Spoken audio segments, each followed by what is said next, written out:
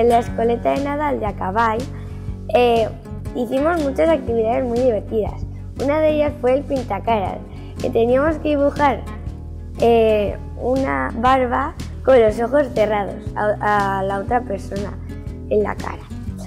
Y cuando abrimos los ojos nos vimos, en vez de un mostacho, pintura ahí desparramada por toda la cara y nos entraba la risa. También una de ellas que me gustó mucho fue la de buscar coronas de los Reyes Magos y después pintarlas. Eran muy coloridas y muy chulas.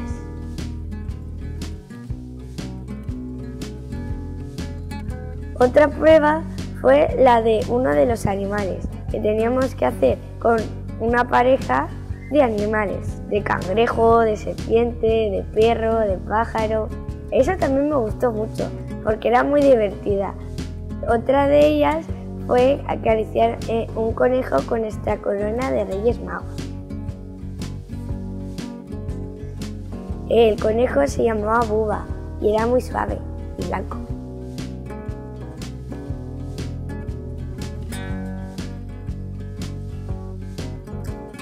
Cuando veo a niños, por ejemplo, con silla de ruedas y cogen a un conejito, me siento alegre porque veo que el otro niño o niña también está alegre por coger al conejito.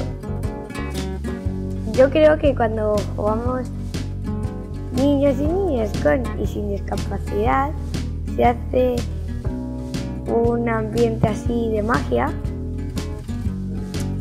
porque compartimos risas, jugamos con los animales, aprendemos nuevas cosas. Cuando salen de la escoleta, pues es como si el mundo cambiase, no sé.